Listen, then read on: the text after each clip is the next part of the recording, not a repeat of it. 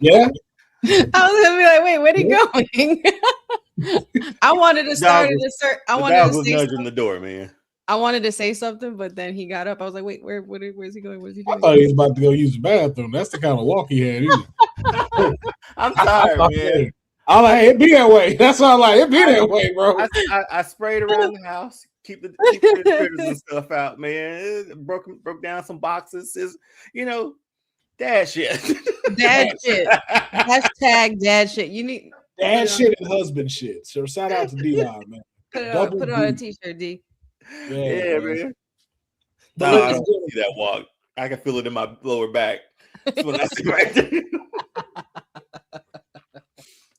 That's why I have this pillow right here. Right. You need that lumbar support. That's very important as you get older. Very important. As you get older, that lumbar support definitely be a question when you buy a new chair. What is lumbar support talking about? When you adjusted your car, your seat in your car and shit, you got straight. When you don't hear nobody talk about the lumbar support, you be like, What else? What other products? Judging. Because it's like, hey, if ain't nobody talked about it, then that must mean it's either not there, it ain't good, or not enough for people to want to comment. And I'm trying to get the best lumbar support right now. Period. You know what I'm saying? I sleep weird. I don't be still when I sleep. I fall asleep one way, wake up. Like, how the hell I get over here? Like, what the fuck was I doing in my dream? Having a good dream. I just have all action movie dreams though, so my dreams are usually fun. So I have a mixture. I think I would say like most of my kind of dreams are mixtures, like from the vivid ones I remember. I think mine are more action, but it's always me running from something. Don't know what I'm running from, but it's like always like. It's like really kind of some espionage stuff though. So like you looking for something and like you didn't took something and now like these folks are like trying to get it back from you. And I'm like navigating through like these certain areas and like making my way through like different situations, but still like getting away from the initial thing. And I'm like, man, I wonder what that means. So I'll be like, if I remember, I write it down and try to put it in like Chat GPT. That's the first thing you have to do. Like when you remember your dreams, you write it down in a notebook so that way or if you don't remember right away, look out your window because that does happen too. I heard if you don't dream, you're not sleeping. It's from lack of sleep. I heard from like if you don't sleep well, that's why you're not dreaming because your body like has to enter REM 3 in order to dream in there. It goes through phases. There's your body is not. Just because you're sleeping doesn't mean your body's resting and your mind, like everything has to be all aligned for the proper rest. Yeah. Toughest thing for me to do in dreams is play basketball. I don't know why. That's the toughest thing for me to do. Deonne be hooping. Just dribbling in my dreams is like the toughest thing ever. Like I'm okay playing basketball. I'm serviceable on a team. But in a dream, like I can't, I'm loose ball, can't keep up with nothing. I look like a bad Disney movie, man. Bad basketball Disney. like what's the one with the girl? What's it? Double team. Double team. I was gonna say there's double team. There's Air Bud. There's it's 10 seconds on the clock, and we do. Yo, that gotta be the whitest crossover in history. Like, she did all that to do a simple crossover.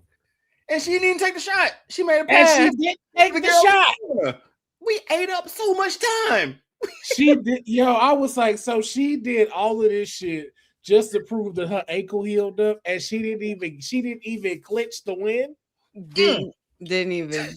Disney, get your ass out of here. And then Disney was weird. Disney annoyed me with the movies sometimes, man. Disney used to I used to hate those movies sometimes. I'm just saying they were just so overly dramatic. The girl in front of her dove, like got her ankles broken from this. The girl defending just went like that, wrong way.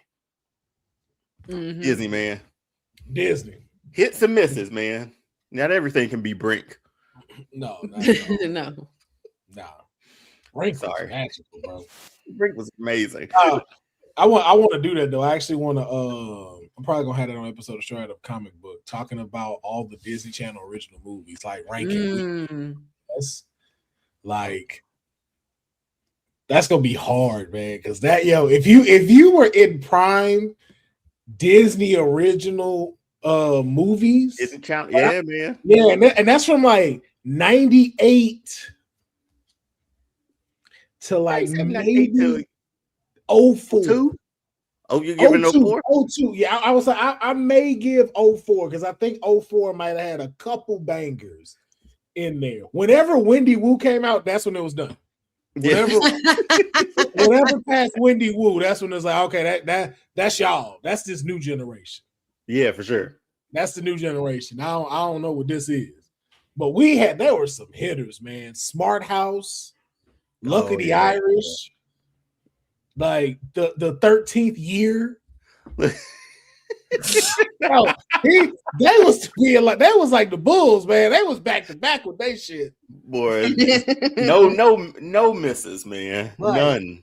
Halloween Town 2. Oh, you can't tell me shit about Calabar's Revenge. Can't tell me shit about Halloween Town, man. Cheetah Girls, like they had something for everybody. The Color of Friendship. Oh man. Like I remember I was like, the first time I saw that, even as a kid, I was like, yo, white people need to see this. This white people, y'all need to watch this. You now finally get to see what we mean. Oh God. I can't tell you how many parents were like, I am so sorry. For we yes, you. Yeah. Right. No. Yeah. Yeah. When Disney was unafraid, man. Like, this is great. It was great, man. But listen, we have a packed show, and Deonne has to be out, get up early, man. He got to go like save the union or something, whatever he do at his job. We state of the union, state of the county, state of the union and shit like that. Like talking to the whole fucking Senate. I don't, it ain't me. No, it ain't Will, me, it's not. He's not doing that job. He's selling the houses. Oh, really? What do you? I do have to put on a suit in the morning, so that's another fun task. I haven't worn in a very long time.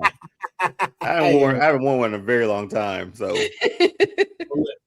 well, listen, man, you definitely should. You should put on a nice suit, man. I will say you clean up nice, bro. You clean up nice.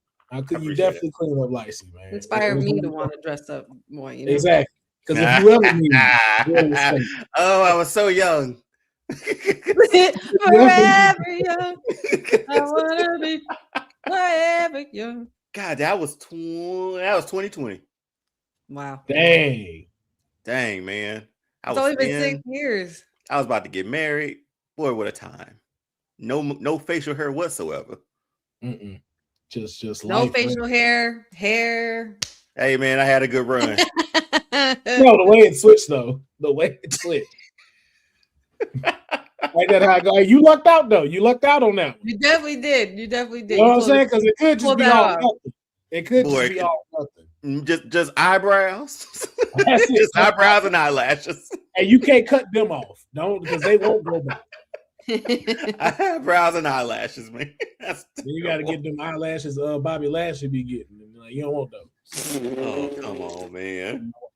So, but man, we have a packed episode for y'all tonight, man. We got to talk about what happened on Monday Night Raw, NXT, SmackDown. We also got to recap Elimination Chamber. We got to do predictions for Vengeance Day. Got some trending news that we need to talk about. So we're gonna do our best to keep this episode on the tracks. Now, because I said that, don't be an asshole in these comments and try to get us off the tracks. And don't do that because I said that and you thinking, okay, I'm saying that to ignite it. That's not what I'm saying. I am really asking for y'all to not get us off the rails and we stick to the topics at hand. We're trying to be well behaved today, okay? Be as professional as we are. Yeah, we did it. We did it like the Swiss do, or where is the Swiss bank at? Switzerland, right? Switzerland, yes. We did it like the Swiss. 10 minutes of personal chatter before we get into the business at hand. I don't know what you fucking call them people. I was like, yo, there's a lot Where's the Swiss? Switzerland, right?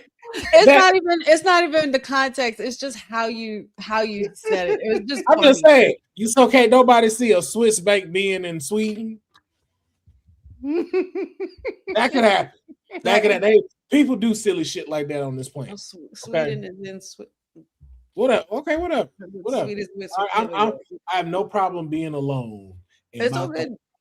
I know it's good. I know it's good. You're fine. You don't have to correct anything. Yeah. We're not laughing at what you said. It was just how you said it. Just don't change. Yeah. Don't change. The Swiss. Monday Night Raw. The Swiss also got to watch this on Netflix. And shout out to my Switzerland brethren. I was too. And Elimination Chamber. But let's get into it. They knew it was an emergency for WrestleMania, and they had to break the Seth Rollins glass. And the O's are back. Paul Heyman is face stomped into a mat and busted open. Seth Rollins has returned. I just want to get y'all initial thoughts on what transpired between this and with Seth Rollins returning. What does this do? Honey, let's start with you. Cool surprise. Obviously, we can't really take Seth too much at his word because he's always working us somehow. Clearly. I thought it was well done. He got a huge pop when he revealed himself, and we saw that was finally him. I also liked the introduction of his students from Black and Brave, leading into this and stuff like that. But initially with this, obviously we needed the payback. We needed the problem in the beginning was not just the vision. It was also Paul Heyman behind the wheel of that vision. So Seth Rollins needed to gain his closure. But as far as what this means, I don't fucking know. To be honest, I don't know. But it was enjoyable to watch. It was enjoyable. Yeah, there's like nobody left, right? Logan and Austin Theory. But I think this had to be done. You said it well, like in case of emergency, break that glass. Here comes Seth Rollins. Mm-hmm. You need him. And let's just think about his career, man. Aside from those big injuries he's had, that dude's been consistent every week, man. Mm-hmm. Like Seth has been there. Like he's like we should study Seth like after his career is done because he is a huge threat in whatever he's been the last 10 years or so. So yeah, I think him coming back, perfect timing. We're how many more weeks away are we? Like 6, 7 weeks from Mania. Mm-hmm. Yeah. They needed this injection of star power too. Braun Breaker's down, Bronson Reed down, whatever they had planned for those two on the back burner. We know he was supposed to beat Bronson Reed, was supposed to be in the Elimination Chamber. Mm-hmm. That didn't happen. They wrote themselves well out stat. I'm sure we'll talk about that too. But Seth Rollins being back, he's the constant no matter what. And even in this time, I don't know what his WrestleMania plans look like. I know we can talk about that later, but yeah. It's just not. It's Monday night, man. You can't have a Monday night without Seth Rollins, and you can't run to WrestleMania on Raw without him. So happy to see him back again. It was just a shoulder injury. It seemed like it hit the right timeline. So I think he'll be ready to go by the time we get there. Yeah, it is what it is. Like I don't. They had to. Yeah, I don't not like it. It's again in case of an emergency, y'all click the glass and bright for it. And again, like I said, don't know who he's gonna face, how this is gonna go down, but you got 2 nights to fill with potentially 7 matches each, and you only really necessarily have 4 secured. Yeah, would they do 7 a night? What was the card last year? That's what it was last year. It was 7 matches. That was 7 a night? Mm-hmm. It was 7 matches. Apparently. No way, really? That's what I was told by Bozer. Why is that not ringing a bell? Because I don't know, man. That's not because they didn't really feel like matches. They were very quick, or like very much like you watching them. Like the only ones that stood out was the triple threat with Bianca Rhea and Io, Tiffy and Charlotte, Joe Hendry, and our enders. They count that one. Yeah. They count it as a match. So, but if you have that, like you still got 10 matches that you got to fill up.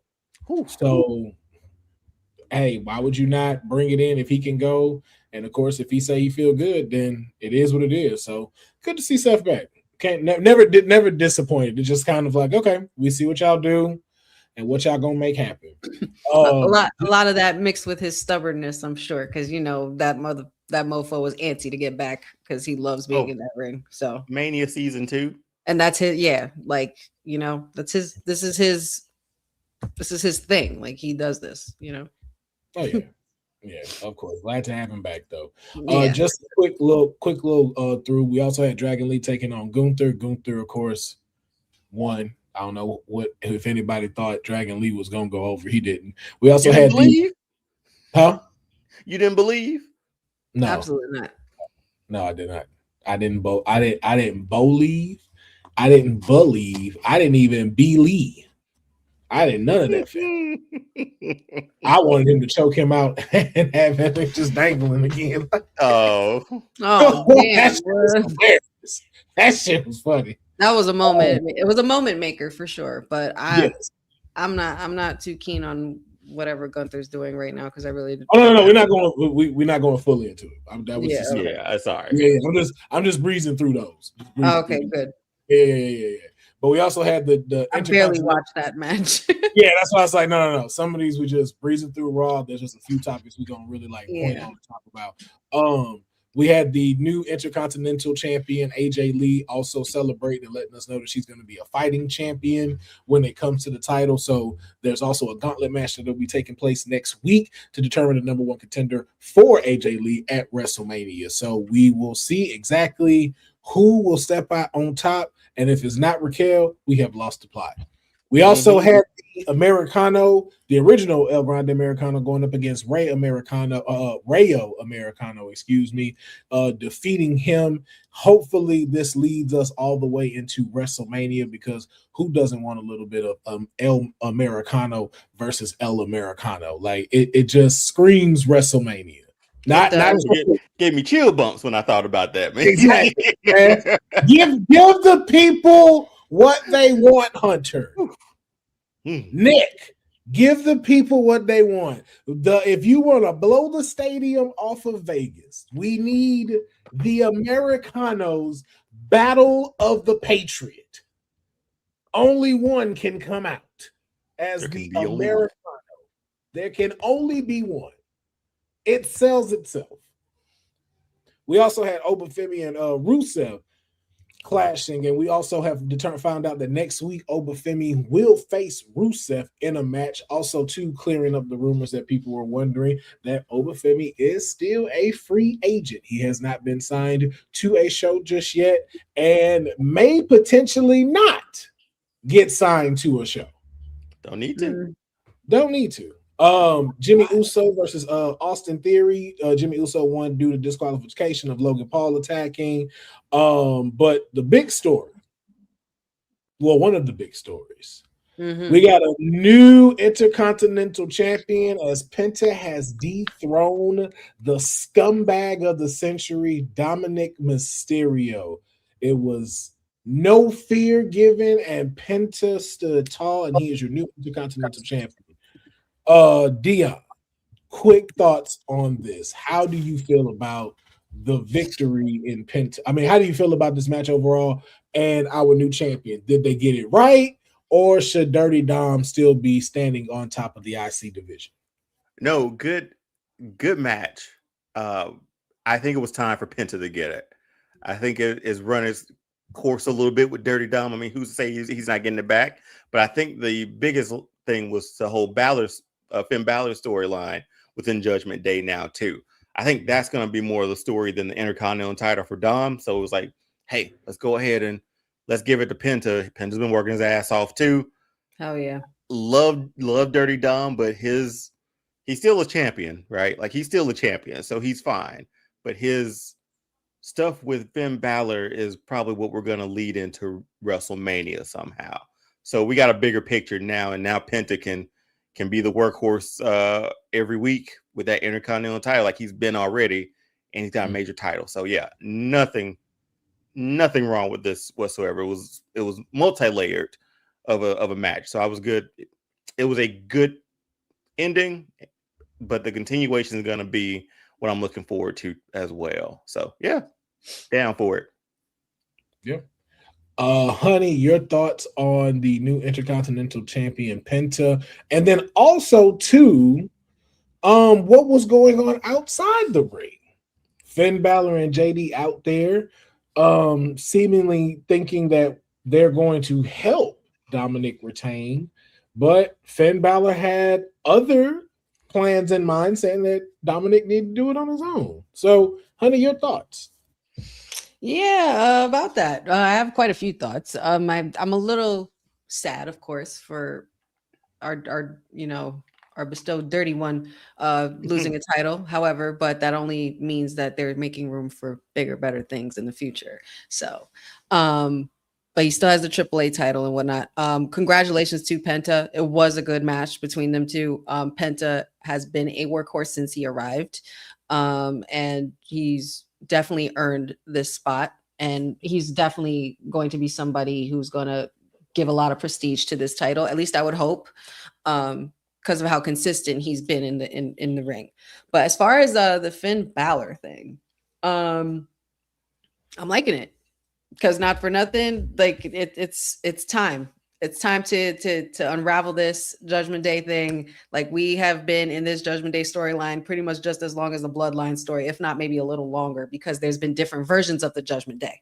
So, yeah. And if there's anybody who's going to do it, it has to be somebody like Finn, being the veteran that he is and leading by example. And of course, this is going to be something that's going to deter Dom's mood, and we can get a good clash at WrestleMania. But I want the demon. I want my demon. Yep. Dirty Dom, do something so dirty to the point where you are summoning the demon. You know? Somebody called Danhausen or something. I don't know. I mean, he did curse him. So No, I'm not giving him that. No, fuck that. No, that's what we're not gonna do. No, I don't want to mix it. No, I was just being stupid. But I really don't want that. Okay. Here's the thing. No, Will. As soon as it happened, I looked at Emily and said, "Dom's losing tonight." Yep. And I'm mad. That I'm like, so we tying this in like that? I'm like, all right, bro. No lie. Mm-hmm. All right. I said, okay. I see. I like Danhausen just popping up out of nowhere, making these requests. requests. But also, too, I didn't like the intro. I didn't like it. Oh, that's a whole nother story. Yeah, I love it. His song hard. His song is dope, but I was just like, okay, he's here, and then it's like the Monsters a little bit, right? Like, yeah, that's what it was. I'm like, yo, I like it. I felt like I should have. It felt like it was like the Fairly Odd Parents theme song type shit, you know, like very. It felt. Have you heard the Monsters thing? I was like, I thought Monsters. I was like, I didn't. Well, yeah, but like a Monsters theme mixed with a Fairly Odd Parents. It was just odd. It was a strange like song. Like, that's what I thought of. But yeah. And what's that one song? That one Halloween song. Damn it. I'll think of it later. Sorry. He'll pop no long day. It's all good. It's all good, man. But shout out to Penta, man, becoming a new. Oh, for sure. Man, couldn't happen to a better person. Glad to see that the company is continuing to put faith into him. And kind of just like what we're seeing over next SmackDown, we start to see a IC division start to shape up with Penta at the helm. So I look forward to seeing what comes as we get towards WrestleMania and what happens after WrestleMania. Monster Mash. Yeah, you said that. That's it. Is that the same song from the Monsters? Yeah, the Monster Mash. Okay. Sorry, man. I'm sorry. Yeah, try to get on me about Swiss Banks. Be like, I'm doing this whole thing. I'm about to hit Cena and just and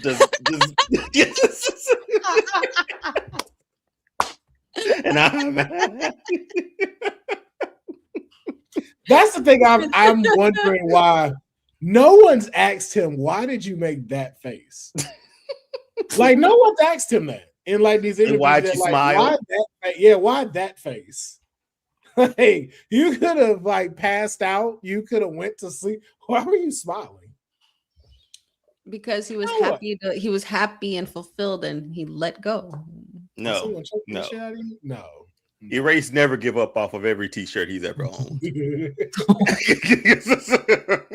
Damn. But let's talk about the big thing that happened. First, I just got to show, like, yo, is the tribal chief not or farming, as the kids say today? Like, shout out to the cameraman who took this picture.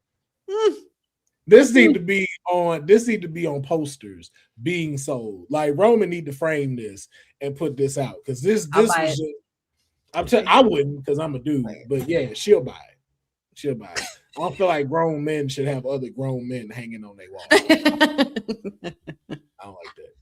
They characters, they don't count. They don't count. No, characters don't count. Like real people. Like Power Rangers even don't count because them characters. Like if I went to a 40-year-old man's house and Roman Reigns is doing this and there ain't no women there, I'm like, what we doing, dog? And it's not their fault. It's just we know what people do with posters. So yeah, but nah, he was aura farming and fashion farming and just farming. He was out here. More words. Oof. The beef is heating up. The fire has gone from a 1 to a 7 now. And the skillet getting hot. But words was exchanged. It was still a great bout, and CM Punk was told he would get retired by Roman. He was not feeling that, and so he said, "You know what? That's cool, because you alone right now in these streets. But don't worry, I'm not gonna let you remain alone. Because once I'm done with you, I'm gonna put you next to your father," and walked off. Now, see me, before I get into my co-host, I'm telling Ron, bro, I'd have slapped shit out of him. First off, you couldn't have walked out talking about my daddy. First of all, you ain't walk out. So that's why the title of this episode is Roman got to slap Phil's mama now. Like, that is the title. I didn't even see it. Yeah, I first of all, when I logged in, I was logged in for a little bit, and then the title changed, and I saw that, I burst into tears. I didn't even see that. Roman got to slap Phil's mama now. Like, you either got to say that, or you gonna be like, "Yo, bro, I'm gonna be smoking on a Larry pack when I'm done with you." Something like bro, you got to be way disrespectful, and can't use AJ. You can't use AJ. Seth already used AJ, so you got to find something new to point at. Can't use AJ, can't use the bracelet. You got to come with something new for Phil. You already know what he's going to use. Everybody knows what he's going to do. That man going to show up at Larry's gravesite. That man. And boy. Listen. Yo, I would, some bad shit is gonna happen. If I was Roman, I would point my finger up at Larry's grave and then do like some CGI shit where a skeleton of a dog skeleton. Oh my Lord! Stop. And it pans out and it say Larry. Then you getting all the pet people like mad and shit. Hey man, Pet Cemetery. Y'all can do a collaboration. Oh Lord. Well, but so with this going on, my quick question I want to ask y'all, on a scale of 1 to 10, with this, including the promo he's been doing, again, excuse the sounds, never happens until I record. Never. I ain't heard nothing all day with these sounds in the background. No revved up engines, no nothing. Now all of a sudden, everybody want to be fast and furious on my road. We're not gonna lie. Too furious. Too damn furious. But I just say that if you do hear noise in the background. But with the new promo he's doing with recreating a pipe bomb geared towards Roman as well, that we've been seeing. Mixing clips, right? Yeah, little clips. They keep extending. On a scale of 1 to 10, where does this have you as far as excitement for this match at WrestleMania? I'm gonna go ahead and say like a nice 7, like 7 to 8, going on to 8, depending on what happens next week. I'm sure by then we'll be getting there. But the way things are shaping up and heating up, it's gotten personal. And somebody said it in the chat, but it's like Roman kept, you keep coming at Phil. Phil came at Joe. He referenced to Joe, not Roman. And he went personal, but I like this because it's like, this is the stuff you need leading into WrestleMania. You need a personal blood feud, and you need history and years and years and years and years of history between two individuals that have gone through so much separately and then brought back together in the same universe. Two huge egos. The tribal chief, 1,300 days as champion, held the whole division down during a freaking pandemic. CM Punk, 9 years away from WWE, tried his hand at UFC, tried his hand at a bunch of other things, tried his hand at freaking AEW and all that. Never said he'd come back to WWE. Now he's here. And we all knew eventually that it was going to come to this. He's basically going through the Shield. That's all he's doing. And Roman's the final one. Okay. Deonne? But I ain't letting nobody talk about my daddy like that. That's that I meant to say too. Yeah. Yeah. I'm halfway there, and that last line kind of killed it for me. It dropped in points for me. It was one of those things where it was like, okay, Punk's getting baby face pops. Roman's getting baby face pop, but Roman's not a true baby face. He's like that tweener sort of deal, right? Or at least that's what they want us to believe. Mm-hmm. It's like, who am I? Usually they are like, who we want you to root for, who we don't want you to root for, sort of deal, right? Mm-hmm. Your heels and baby faces, right? Mm-hmm. This through not a monkey wrench. It's just through a curveball. A little bit, yeah. Well, because after that, I was like, man, if even Emily was watching, she was like, well, that's shitty. Like, that's what she said. She was well, I mean, we're not going to sit here and deny that CM Punk hasn't said himself that he knows he's an asshole. So to say something like that is straight up asshole. But like, that's like, even just somebody who watches occasionally and knows the product loosely like this, I don't know. It felt off to me, man. I think their feud is hot enough, and their anger towards each other is enough that you didn't need that at all. That's where I was. It threw me off at the end. So I'm hoping that they can pick it up from somewhere. Yeah, Will? Did it feel cheap to you? Or did it feel like low through? That may have been the thing, because it was no need for it, I don't think. Like, we had the intense back and forth with them, and none of that's ever happened or been said. Nothing like that's ever been said. And I don't know if it was just for shock value to say like, oh, here's like, oh, because you hear the crowd, and obviously it was a hot topic all week. But it was like, it was a good promo without that.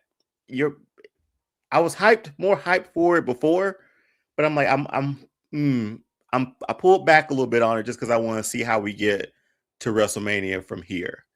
Because that just seems like that's just. I think it works though, because it's like they hate each other already, honey. They already hate each other. Yeah. How much more can we see them hate each other? How much deeper are they going to get? How much more personal are they going to get? Because now everything's off limits because Punk said that. Punk opened the floodgates. So now whatever Roman does after is fair game. If that line didn't happen and they just started like the throwdown right here. Mm-hmm. Because do we think that they'll get physical before Mania at all? Just before, yes. I think they might. You think so? I think they might just before. Because you could have inserted something like that into this, and I would have been like, oh, okay, this is heating up. Because now we know what road we're on. We know there's no Finn Balor. But it's just, I think Will hit on the nail for me. Like, it felt a little cheap, man. It was like, I could have gone without it.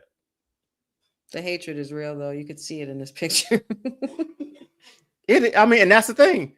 This is even before he said it. What's crazy? So I can feel the intensity already. And what it is that Phil is talking his shit because he's the champ, and yeah, Netflix, that's his show and everything. He's the champion on the flagship show, whatever it is. But at the end of the day, you need to remember, Phil, that this isn't the same Roman that you were talking down to 10 years ago. This isn't the Shield Roman. This is totally different Roman. And who you were talking to at the very end, you took it to a personal place. So now, and don't be mad when he does it the same. And knowing Roman like we know him now, I don't think he walks. Even if they do say that line, Will was right about this too. That's the point in time where like CM Punk gets the crap slapped out of him. Roman don't just turn around and let him walk out. Like that's very unlike the tribal chief. And granted, he's by himself. I get it. Mm-hmm. But there's no way. Even the family should have came down after that line. Like, oh, he ain't by himself. Like, nah. Like you.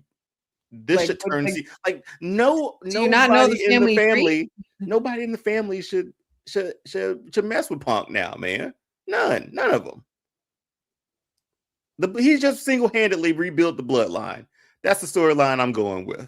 But meanwhile, he's hanging with their cousin. He's hanging with their cousins outside of wrestling. So now the bloodline begins again. We build that back up. Bring more of the family. Ooh, so maybe he'll just bring Jimmy and Jay. He thinks that, because Punk already thinks that they're his friends because they hang out, and he's bragging about hanging out with them. What if they're with Roman the whole time and they're gonna do what they do? Punk's gonna get his ass handed to him one way or another for saying. God, I want him. You need to see what the receipt must be had. I want him to get stomped out after that, man. Like, ain't no way you walking up the ramp. That was cruel, bro. That was cruel. And wear your belt tighter, man. Like, it ain't even a year since this man's daddy been gone. Wear your belt tighter, man. It's not even a year since this man's dad's gone. I wonder if this was approved to even talk about. But and for you to say something as insensitive like that, whether you meant it that way or not, or whether it was planned or not, you're not far off from burying somebody that was very important to you, something that was very important to you, your dog, Larry. Like, why would you even want to take it there, Because now you're going to take it there. Roman's going to take it to hell. Yeah, I would hope this was approved. It seemed like it was part of the story. I hope so. I don't think that gets through past Roman, or Punk goes, oh, Punk could go. Along with a shoulder bump after that and walking away unscathed? Absolutely not. No. Yeah, no, we should have just brawled there, but yeah.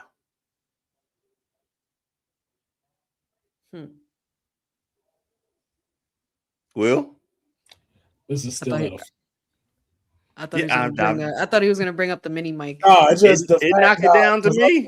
I'm just sitting here in the fact of how much are you not excited about a match if you're talking about bringing the bloodline back together? Like, yo, like I don't know, man. This lets you know, like, this story is very okay. Like, it's the thing is, it's still the pacing is bad, and the problem that the pacing is bad is just what you said, like. It's cheap because it's too soon, and it's low-hanging fruit because it wasn't necessary at this point in time. This is y'all second interaction with each other after the I hate you stuff. So it's like CM Punk has way more stuff that could have been said before we stoop to cheap body blows. But again, we don't know what times Roman is going to be there, how many appearances Roman has in these next 6 weeks before we get to Mania. And I'm sure we're going to do some kind of contract signing or whatever segment and everything, but it's just like the pacing here isn't working. Like, if you really want to build this up, it's like old school booking would have really helped right now.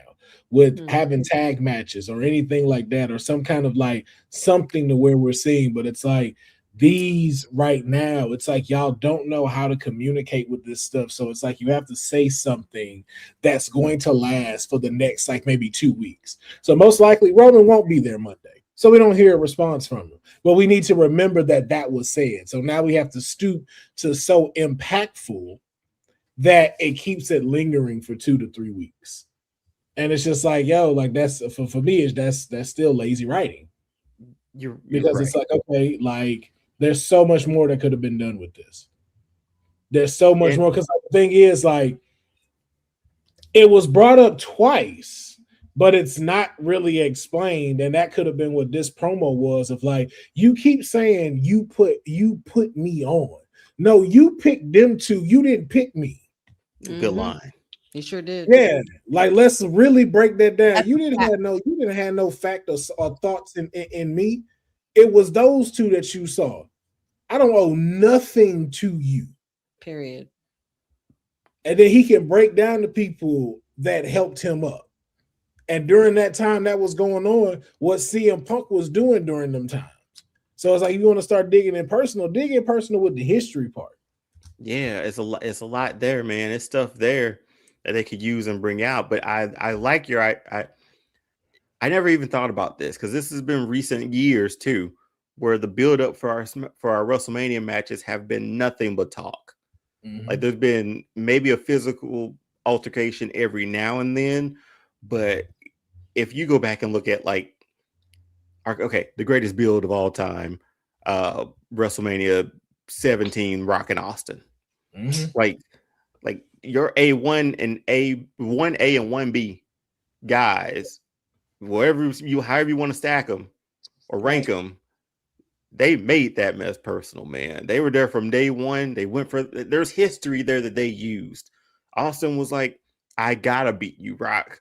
Stone the Rock said he'll get every drop of sweat and drop of blood that he has to beat him. Like that's impeccable storytelling. And dude, that was just an interview. It was just an interview, and it was cinematic as shit, bro. Like I told you, honey, this is why I sit like this day, because that's how Rock sat during that interview, just fist in his thigh, looking at Austin like that. That's it. That's all you needed. That's it. But this now, I'm low hanging fruit with your pops and. Oh yeah, then we probably gonna have one of those sit down interviews with Michael Cole. So it's like, but they're not good anymore, man. They suck. They're so forced. That's what I said. So it's forced. That's why I said it's very interesting to see. But we are on the road to WrestleMania. We got 6 to 7 weeks left in that road to WrestleMania. So we're gonna see exactly what continues to unfold between the World Heavyweight Champion and the Tribal Chief as we are getting headed to Vegas for WrestleMania 42. Now, let's get into some NXT news. We're not going to go over the actual show just so we can keep this going along. We're actually going straight into what's going down this weekend, which is Vengeance Day for NXT. We got 5 matches that is going to be happening this Saturday. You can watch it on Peacock, so you don't have to worry about ESPN or nothing like that. If you got the cock, you can watch it, okay? Make sure that you check that out. So we got 5 matches.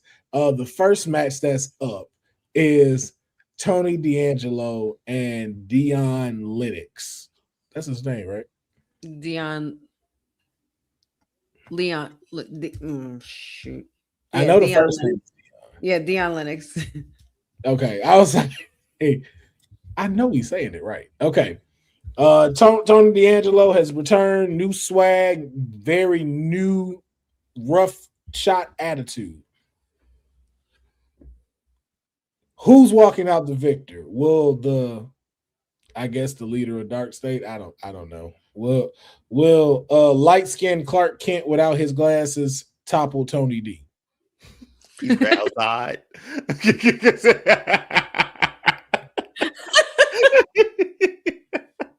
That's his name, right? Yeah. I'm taking Tony D will never win a match if I'm ever picking. So oh damn. Shit. Good Lord. Okay. So you really damn. Shit. Hey. Shit's heating up. Shit's heating up. We on the road to Vengeance Day. It's a new era. We're in a new era. We're in a new era. We're in a new era. We're in a new era. For Vengeance Day. It's gonna be epic. Honey, your choice. Tony D, definitely. Tony and D. I'm going with Tony D'Angelo too, man. New swag. I can get down with this Tony D. I really can. Yeah, I mean, he has the potential to be a top player right now with NXT reshaping and reforming and everything. So hopefully he finds his way and navigates that to be at the top of the list of the NXT title. So next, the North American Championship is on the line as Izzy Dane will be defending it against her once family, Tatum Paxley. Now, who walks out of Vengeance Day as the North American champion? Honey, let's start with you. I love any other time I would say Tatum, honestly, because I really do enjoy watching Tatum and I love Tatum, but I just feel like the whole like getting beat and then coming back and reinventing myself and redemption and then changing it up. Like I don't know if it's really working on me, so I'm not really feeling it, unfortunately, for Tatum Paxley. So Izzy Dame to retain. All right, yeah. Opposite because of the other stuff she said. I'm going Tatum because of all those. On board with. So, yeah, we got it. We just flipped it. I'm with you on that. It wouldn't be us without doing that, Deonne. I'm with Deonne on this one. I'm going with Tatum Paxley. I think she dethrones her and becomes the North American champion. All right, our next one. It is a street fight. Words were said. Probably one of the better feuds in WWE right now. Jada Parker versus Blake Monroe street fight. Now, we've seen the Hollywood ending with the formerly known Mariah May. We've seen Jada in the underground. So we know she gets down. Who's walking out the victor in this match? I could just say mine. If it's Miss Parker, like yeah, I'm gonna say Miss Parker, and she's gonna win. But Blake is she's gonna rage out like somehow or something. I don't know how, but like it's gonna cause something for Blake Monroe to do to Jada after the fact. Like you thought the street fight was something that you thought you beat me in a street fight. I'm built from fire, like she's that hellfire girl. So kind of like, I don't know. I feel like Blake is going to have something to do with like really beating the crap out of her after she wins for some reason. Gotcha. Your pick. I'm going the other way, man. You saying Blake winning? Yeah. Oh. So. I mean, she's okay. She's really. I don't know. I think maybe past history is making me lean towards her. And this was a tough one. This wasn't an easy pick by any means. But yeah, I'm going Blake to get this dub. Yeah, well, it's gonna be nasty, this fight. Yes, it will. Yes, it will indeed. So will this one, because we're going back to the underground. Lola Vice, the undefeated queen of the underground, will have a new victim in Kalani Jordan. Who's walking out? Who's standing tall after this underground match? Deonne, your pick. I mean, this is essentially Lola Vice's match, right? Has been the last couple of times. Yeah, so for that reason, I'm not picking her. I'm going the opposite. Kalani Jordan. I'm going for that one. I don't know. Lola Vice just seems, I don't know, man. Like she's been an interesting wrestler, an interesting character for a while now. She's been down to AAA or over to AAA and done some stuff there. And I don't know. I think after her last run with like Jada Parker and stuff, we saw bigger things for her and both of them. Which saying this isn't a big thing, but yeah, I don't know. So yeah, I'm going Kalani Jordan just for the uncertainty of what they're doing with Lola Vice and what her trajectory is right now. Well, there you go, honey. Your pick. If you really think about it, this match is so necessary because if you really think about the whole switch up you could say that Kehlani Jordan did kind of started with Lola Vice when she was getting kicked out of the locker room when she became TNA champion. So it's kind of like a full circle moment for both of these women, and both have been more evolved since then and more experienced. We saw Kehlani go in to train with Shayna Baszler, who Lola has beaten. So I'm not sure what difference that's going to make for Kehlani. And like Deonne said, this is Lola's match. And so for the opposite of Deonne, that's essentially the reason why I am going to pick Lola Vice to win. I mean, y'all know what it is. It's a MMA fighter versus a gymnast. This is still wrestling. It is, and we need that in the clip. Can we clip that? I need to clip that. I can see that as like her doing something dirty, and that's how she picks up the victory. But yeah, if we're doing it just straight up, we gonna see. But also, too, you know what? I'm gonna have to go with Kehlani. I'm gonna have to go with Kehlani on this one. The hand. The messed up hand that is definitely come into play and cost her first L in the underground, and they gonna milk that. And that sucks. Sure. She's only had what, 3 of those matches? 4, I think 4. Okay. So this will be her 5th. And this would be her first loss. And because of the hand, because I remember they had a promo or a vignette, and she was at the doctor's office, and they were saying that. Like, yeah. So I'm like, yo, this hand is definitely going to come into play. And I think Kehlani is going to take advantage of it.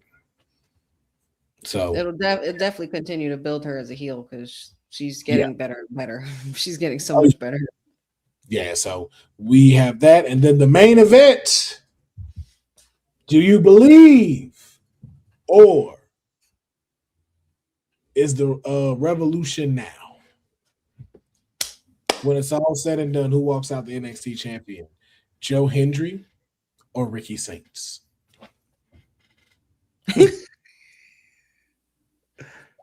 Ricky Saints for me. I don't think I've not chosen Ricky Saints for anything. So yeah, that's all. Do I need to ask, honey? I know, right? Hold on, though. You might have to. I am going to go ahead and say Ricky Saints. Because I feel like Ricky Saints is more necessary as an NXT champion. And they could move Joe up somewhere. Or move. I feel like Joe's not going to be staying here in NXT long for some reason. Well, unlike someone who says she's a real fan of Joe Hendry. Does she have an autographed picture too? Autographed picture. And she didn't pull because it out. I want to think with my brain and be logical and not biased. No, you want to be selfish and you just want him on the main roster is what you want. Yeah, because I believe in Joe Hendry still, but I believe in him more being in the main roster. I'd kick it in NXT for a little while, man. Just a little while longer. Right. Just to stand and deliver. Like just a little while longer, man. Yeah. Like make your official like for the Raw after WrestleMania or something, man. You know, just again, but hey, we're thinking logically. Mm-hmm. Someone just wants it to happen. You know, maybe that's your perspective. That's fine. Well, I choose to believe, and Joe Hendry's going to walk out NXT champion. We thought you were also a believer, but hey, things change, and that's okay. That is A-okay. Now, jumping into first we also want to say we're celebrating Melanated March. Melanated March. Melanated March. It is a name that is coined by a dear friend of mine, Sly Cooper 711. Follow her on Instagram. She has created this. A lot of stuff happened in February, and we was like, yo, we don't like that happened during Black History Month. So it didn't leave a good taste in the mouths. We need the celebration to keep going.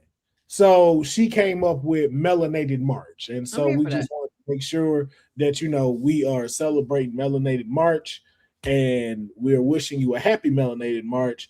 And that comes directly from Raheem Rhodes. So We hope you enjoy being melanated. That ain't even got to always. It ain't even got to just be black. Like if you you got a little. If the sun don't bother you after an hour, you are a part of this. You are a part of this. After that, every other day is your day. So whatever. Sponsored by Atlanta Real Estate. Yeah. You need some of the best real estate. I'm telling y'all, man, this man has started a lot of people's housing dreams. Luxury homes and estate specialist. Yes, he is, man. You make sure that you hit up Deonne, man. This man. Don't hit me up. This ain't real. Hey, man, the best real estate around there. He's being humble right now because, he got a few of these. He's so modest. He's so modest, man. But I'm telling y'all, I've seen the reviews on his website and people just have said nothing but the best things about him when it comes to real estate. Full transparency. I haven't left a review on there yet because secretly Deonne's the one that's been helping me handle all my residences. But, cat's out of the bag, y'all. You know what I'm saying? Hey, man, Deonne Moore will get you. Can we keep moving? we keep on moving, man. So for SmackDown, we don't have anything that's previewing for Friday, but you can always make sure that you check out SmackDown along with the Honey Night SmackDown watch along. So you're not watching it by yourself. You can join in within the community, talk along while the show is going on, and be able to have some fun while you're enjoying one of your favorite wrestling programs. But in light of SmackDown, we are going to do our recap for Elimination Chamber. Now, the way I'm going to do this is very simple. Now, we know in this Elimination Chamber, Rhea Ripley was the victor, and she will go on to face Jade Cargill at WrestleMania. Now, instead of a recap, I'm going to ask you to give out 3 awards. You make up the award. 3 awards to give out within this match, and who do they go to? So we've done this before with who's done this. So I'll go first just to give y'all something. So I'm going to give out the Iron Woman Award, and that goes to Raquel for doing her damn thing in this match and throwing 2 people on top of each other and getting the pin.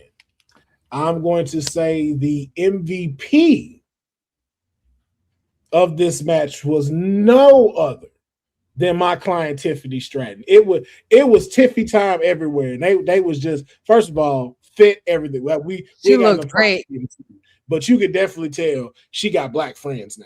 You could definitely tell that she is hanging. There's a Keisha somewhere in her group now, and she has done all the better for it because she was amazing. And then I'm going to go with my moment award, and that would have to be Alexa Bliss and Rhea Ripley reenacting their stare while she was in the chamber. I just love that, and Alexa Bliss looks absolutely amazing. Like the shot they got of her, I was like, yo, shout out to who did her makeup tonight because y'all got her on point tonight. That lighting was hitting her perfect, man. So those are my 3 awards for this particular match. If anyone would like to go first, I know Deonne likes to write things down. But I moved and stuff, and I don't have my pad. He looks so stressed. He looks so stressed. Oh, sweet Deonne. Let's just make it up. Just make it up as you go, man, off the fly. Well, you go next, and I'll go last. Okay, I'll ask y'all then. Okay, Deonne, best performance of the night. Who are you giving the award to for best performance? I mean, Raquel showed out to the point that there were boos when she got pinned. So, or at least I think there were boos. There were. I was putting together lawn furniture. But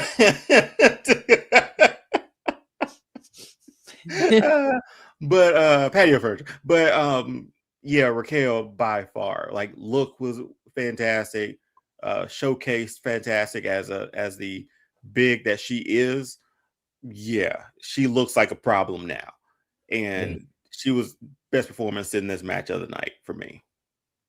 Okay, best spot of the night. Who got the best spot? Like the best, like, dang, that was a good one.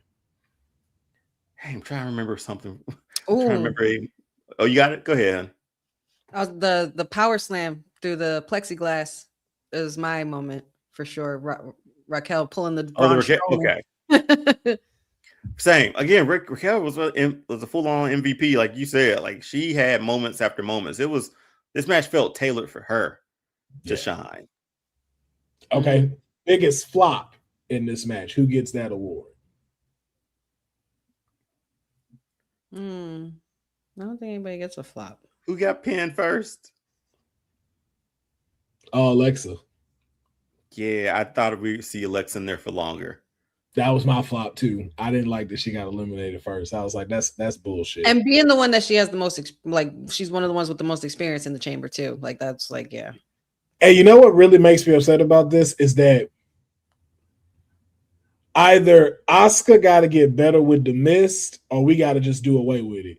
Because like she didn't even get none on her like that. Barely, yeah. Yeah, I was like, it's barely on you. I was like, man, okay, yo, like you barely got hit. You could have kicked out. Oh, I think I have something, if you don't mind. A standout award, and I believe that should go to Kiana James because she stood out a lot. She was all over that chamber at one point, and she was doing really well. And I could see why they're pushing her in the direction why they're pushing her, because her in-ring ability is impeccable. So I'll give her that one. Standout award for Kiana James. Yeah, she looked like she belonged there. So shout out to them. They definitely tore it down, opening up the show, and shout out to Rhea, I guess, for winning. Yeah, it was the money, man. I feel like I've been here before, but whatever, you know. Right. IC title match. Now, no awards, just quick and simple. On a scale of 1 to 10, deliverability, and was the right decision made? Deonne, we'll start with you. Scale of 1 to 10, what do you give this match? I mean, it was solid. I think they can do more, and I think they're saving more. I'll go 7 or so. It was still entertaining enough. Right move made, yeah, because I think again, even though their first match was a tag match, you know, that's too. Well, no, take that back because I had it reversed. Thought Becky should have retained this time, just so we can sort of get that moment for her for AJ at WrestleMania. But they were in Chicago, so it sort of sufficed anyway. But I would have had Becky with it up until Mania, just so she could have a win over her too.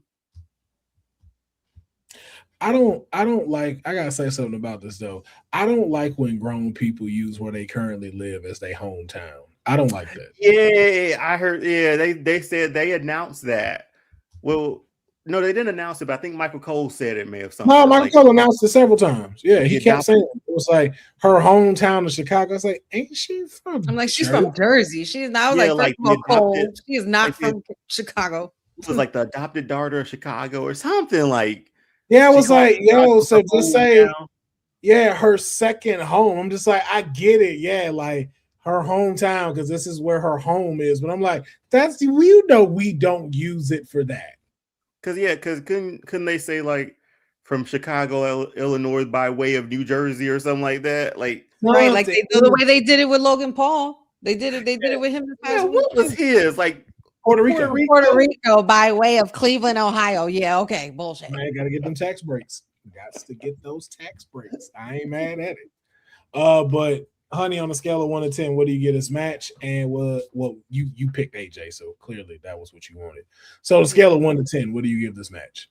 I'm gonna agree with Deonne and say 7, only because I know they're probably gonna build into this a little bit more. I'm sure there's more. They're not done. Becky and AJ are not done. It was a lot. The match was a lot longer than I thought it would be, and they wrestled. Like I was like, oh, okay, all right, and it showed that AJ could still go, and Becky did her thing because Becky's always a good worker, and the match did the job. 6.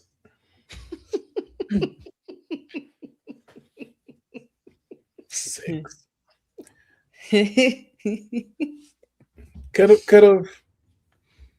It was what it was supposed to be, just like y'all said. It was what it was supposed to be. I feel like a lot more could have been done like story wise in the wrestling part.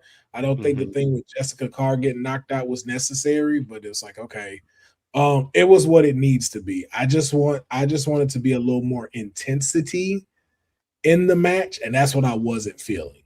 Like I didn't feel the hatred from Becky Lynch coming and the craziness of what she was giving. I didn't really get to see like AJ Lee like start to give that crazy look and stuff like that. So just kind of like, okay, if this is one, it's like, oh yeah, but it was like now they letting us know like that's it for her and Becky. So it's just like, oh well. Like if you're gonna go psycho, you got to go full Victoria. Yeah, like like there's a lot we expecting to see, but it was like again, it did what it was supposed to do. Like so, that's why I give it a 6. And congratulations to AJ Lee on holding the title.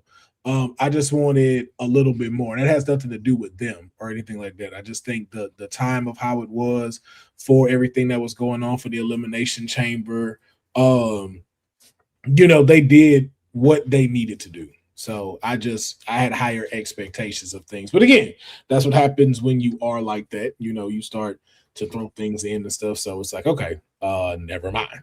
I feel like the buildup you're looking for with them, though, is going to start going into WrestleMania, though. I feel like. But she's moving on. We gonna have a new number one contender because we having a whole gauntlet match. Like she's done with Becky. You think so? She announced it. Becky might make her way back through there. You never know. You never know, but yeah, she was like they moving on, so we'll see. Then we got this match. On a scale of 1 to 10, Deonne, what are you giving this match? And was the right decision made on who walked out as champ? Can I give it a 10 because they played the serious theme song from the Chicago Bulls? Chicago Bulls. Because that Jordan that alone and Larry on the jacket. That alone, and they dropped the banners with the champion. That alone was like, that was dope. All right, man. Like, I don't know how this match gonna turn out, but I know I like it already. So, it was good, man. It had me guessing. It had me thinking like maybe there's a shot that Finn could win this thing. Maybe he could throw a monkey wrench into WrestleMania. It had you believe to a degree. And we got Finn Balor's old theme song, and it seems like he's turned to the light again. A lot happened. Giving it a 9, man. I liked it. I liked it a lot. Would have gotten, I take it back. I'm gonna give it a 10 because of that Bulls theme song, man. I'm sorry. That's youth right there, man. That's child. That's child. Man. And being a Bulls fan too. Yeah, I'm here for it. Okay. Honey. Scale of 1 to 10. I'm gonna say 8. I wasn't sure what to expect. Like Deonne said, like they did keep you guessing in a very, very well. Like they had it's kind of like a puzzle to figure out. Right person won, obviously, because of what we're building towards, which is what we talked about earlier with Roman and Punk. But like I said, this was also to establish and solidify Finn Balor re-entering the main title picture. I think that's what mostly this was about, because him and JD were carrying them tag titles for mad long. So, and doing nothing with it for a while. So it was like, it's time. And this is what I wanted. This is what I wanted. Finn Balor back in the title picture. That's what needed to be done. It feels like he's going to still be there. Yeah.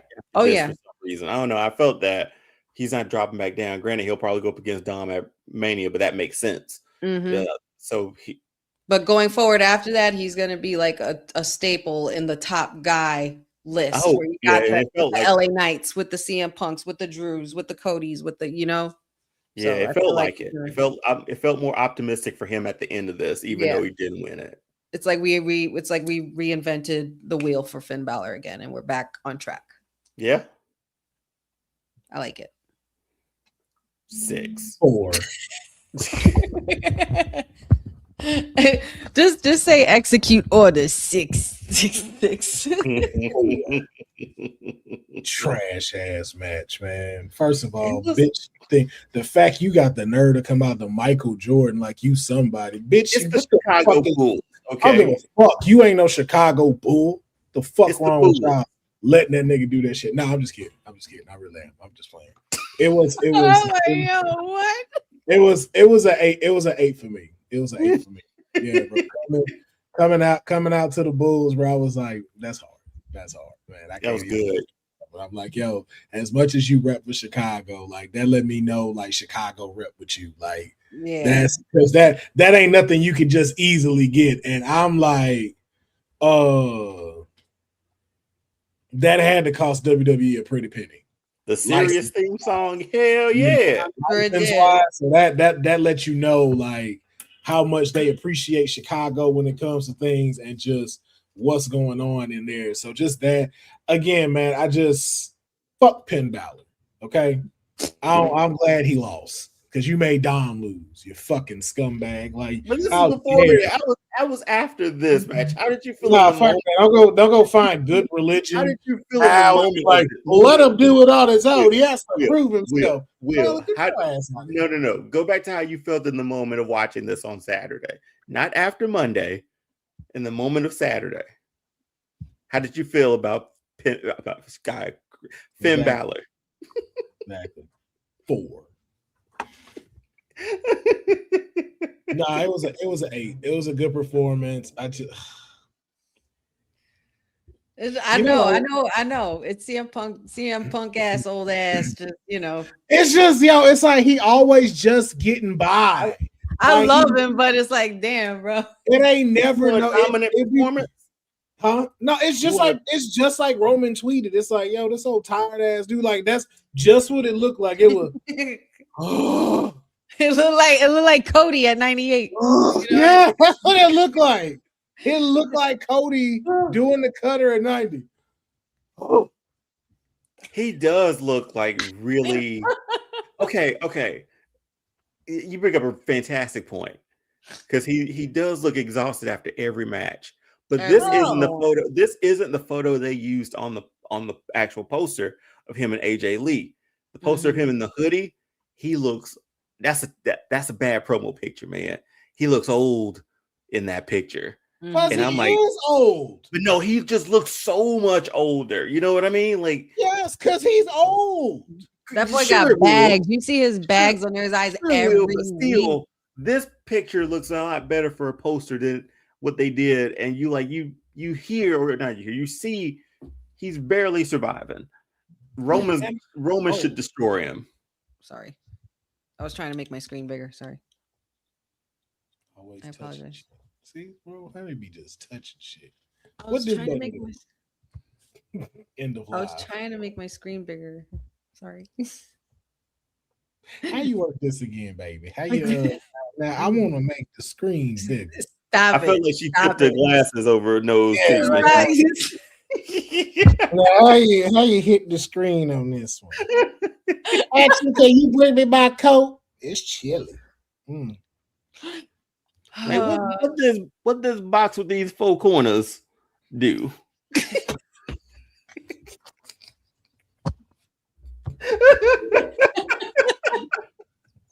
What's this thing that look like a gear on here? They got rails.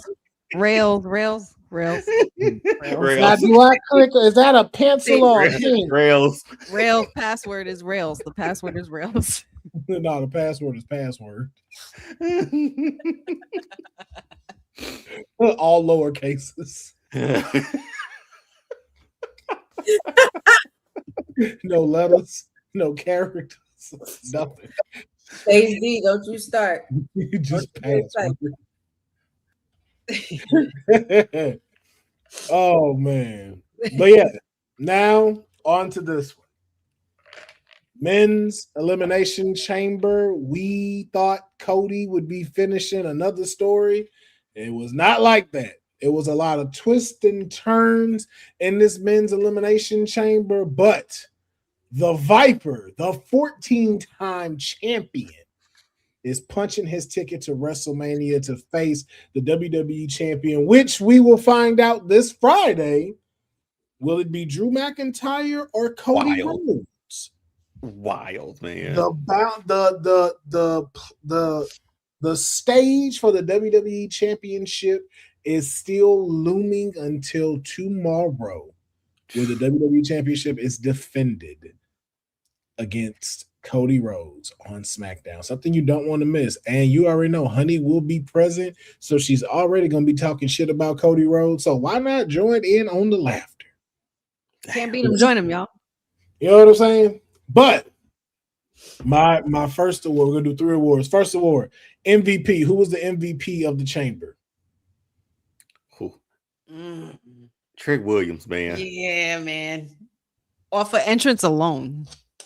Like Trick, that boy is somebody. And he's, it's hard to even put into words because you saw it, you heard it, you felt it. You see it. Yeah, and it's just like he's that guy, man. And he worked his ass off in that match that last Saturday. So yeah, he's my MVP at least. Same. No notes. All right. Biggest moment award. Who gave the biggest moment in this match? Now we know Jey Uso was not in this match. He was replaced by Logan Paul after being blindly attacked on SmackDown. So just to make sure that is clear for the folks that are watching. But yes, the biggest moment. Who gets it, honey? I'm gonna give it to Randy for doing Cody how Cody did Sammy. That's a very pivotal moment. Took the shot. That was mine too. Like I was like, I could pick Seth, but he was in the match. So yeah, this was Randy's shot. He did it finally. Finally. I'm gonna give it to the 3 black men in the ring who beat up Logan Paul, and that'd be Trick Williams, Raheem, and Javon. That was great. I love that. It was good to see 3 black people beating up on Logan Paul during Black History Month. Like that's how you end it. Like that's how you. Yeah, I was gonna say to end it. I know the war started and everything, and I ran with all that, but I'm gonna at least say, February, the end of Black History Month. We boot stomped Logan Paul. We that is Montgomery Brawl light. Like the diet Montgomery Brawl. 0 calories Montgomery Brawl. But oh my God. Brawl nonetheless. That was my moment. Who gets the biggest flop award? Oh Lord have mercy. I feel really bad for thinking what I want. I don't know. Me too, man. We all finna say it, man. All right, ready? Can we say it all together? 1, 2, 3. LA Night. LA Night. Yeah, hey. And it sucks because it ain't even his fault, man. It ain't. But can I say it like this on WWT? Poor Deonne, I'm sorry, bro. Hey, Deonne, I know, and I'm not rubbing it in, but it was one of those when you saw it happen. And for those that don't know, LA Knight was going for a move, and he had a mishap where he does his LA Knight go to the top rope and then does an elbow. He slipped, kind of messed up the move. Randy laughed in his face. And then he got eliminated. When it happened, if you ever need a point in time where you want to see someone's entire momentum burn out, that's a moment that you show. I was go ahead, my bad. I was putting patio furniture together while I was watching this, and I'm like behind the couch looking at it like that, and I see it happen, and I just dropped my head behind the couch, man, behind the little patio couch, because I was like, "That it's over. It's over." That's exactly what I did. That's exactly how I felt. How Will you described it? And Logan Paul came out and said the ropes are pretty slick. Even Finn Balor had a little bit of a slip, paint or something like that. Yeah, even Finn Balor had a little slip on the rope too. So. But for that, when I saw that, I looked up over it because it was LA. You look up for that, and then I saw that, just went right back down, back to screw, putting it together, man. I was like, yeah, he ain't never gonna win it, man. As soon as that's what I said. As soon as he slipped, I was like, that's it, bro. He ain't gonna never win it. Back this up, bro. go get as many US IC titles as you can, and I just feel bad because it ain't the guy's fault, man. Well, in a way, it is, because it's like, there's some things it's like LA Knight, you got to stop. That's one of those moves. It's like, hey, no one's tripping if you jump from the mid rope. Right. Bobby Roode did it. Anyway? Was it too similar to like the people's elbow? Because he used to do it on the ground. Where he would run and then he still got that one. There's just two versions of it. He don't need to do that. He don't need to do that. He don't need to do that little the Kurt Angle jump to the top rope with the suplex and all that. Yeah, none of that, man. Change you up. ain't got to do none of that, bro. Change your shit. That's so you it. can go just get yourself a better finisher. Use BFT as a signature. Stay off that top rope. Let Javon be bouncy. You ain't gotta do that, man. Let Javon do that, man. Right. We look middle rope. 21 for that. Hey, Knight. Yeah, we good. We gonna still be with you jumping from the middle rope. If anything, make it similar to like, I mean, not just to to bite off anybody, but I'm just saying, like, if you you pay homage or inspiration to some like The Rock, where you make it a moment where everybody knows you're about to lay down that elbow, let people soak that in, so that way you're not jumping to the rope to rush. Well, no, he already do that with this. That's there already. You should just keep, because that's just fine. Now you're just trying to add something by doing that. It's like, bro, we're not even worried about that part. We did what we wanted to do. Now hit the elbow. Right. Yeah. We're just out here. We're here for you. Trust me. You hear us saying yeah when you come out. Yeah, you got it. You don't have to do much, man. And he was the first elimination. I was like, damn. Yeah, him decreasing his like move sets from like those type of moves, becoming a brawler maybe, or changing something or up. Technical. Yeah, he's kind of a brawler already, you know. So he's the rugged type too. Like Triple H when he Triple H changed. He changed from Hunter Hearst, didn't wrestle like DX Triple H. Triple H didn't wrestle like the beginning of the game. Assassin. The game didn't wrestle like Evolution Triple H. Evolution Triple H was technical as hell, man. Like, nah, that's what you need. Give me Triple H Evolution moveset for LA Knight. You good to go. Absolutely. He was killer. Not mad at that at all. We get it. You're the megastar stuff, but you don't gotta be doing all the flashy moves. Like you don't. Like you. Well, I mean, not like that. But that's the thing too. Like the move you did is already flashy. It's like you're not recognizing what you already have. It's like, yo, I gotta make this memorable. You just made it memorable, bro. This whole arena just chanted LA Knight. Go for the elbow. You ain't gotta try to jump up and then jump to the elbow because it's like, yo, bro, that's not you. You too top heavy for that. I'm humble. Right. And I don't claim to be no gymnast or wrestler or be flexible, whatever. But as a former dancer, performer, choreographer, the best advice I could give to somebody like LA Knight in this situation is less is more. Yeah. And when you're over, like less. What's up? Don't you have to be nimble to be a dancer? Well, yeah. But I'm saying, no, I'm talking comparing wrestling and dancing. Like dancing is dancing, wrestling is wrestling. They're different. She named everything you are supposed to be. Oh God. You're dancing. She said, listen, I'm not nimble. I don't say I can stretch that. Ain't that all the stuff you got? Meaning I'm not the most, I don't claim to be the most nimble. Ugh, never mind. She was trying to be humble and also not like act like she knew stuff. It's like, honey, we know you use bands. You can say it. Like we can't do that. So to us, you're very nimble. Like I said, LA Knight, less is more, bro. Less moves. Well, yeah. Well, that was our recap of Elimination Chamber. Now we want to get into some trending news. I don't know who put this in the thing, so I don't know what this story is about. I did. It's not really a story, but it's just a report about Powerhouse Hobbs and the fact that WWE literally currently has no plans for him. Meanwhile, we didn't even see him the whole month of February since the Rumble. He wrestled on Main Event down here. So we got to see him. Well, we got to see him that time. I can't remember shit. I don't even remember who he was up against. He was on Stephanie McMahon's podcast. Yeah. Which is a really good one with him. Like that's one of her better ones. I guess his story is really good.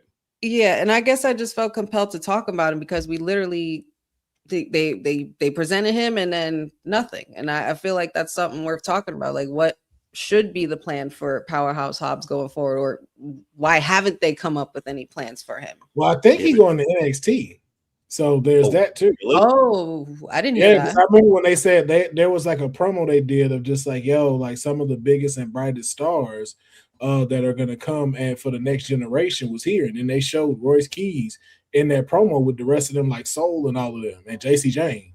So we might see him at Vengeance Day, come out or something like that. I don't know, but I don't think it's a crazy thing that they don't have any plans for him right now, just because we're on the road to WrestleMania, and with us still trying to figure out what these next 10 matches gonna look like. I feel like he's in a good place to just kind of be coasting in the back a little bit until they can figure out what it is to do with him. But I don't think he's being like underutilized or anything like that. I think he had a great debut coming in at the Rumble. We still remember him. So yeah, they're keeping it. We're gonna do this live. Wait a minute. Oh shit. Hello. What it do? Oh, why did it come like this? What it do? What it do? Yes. TK. Oh, are you busy? We're live on your platform for Kayfabe, like we are. Yes. Oh, fantastic. Okay, perfect. I have a question. Can you make a generic YouTube graphic for Monday night and AEW?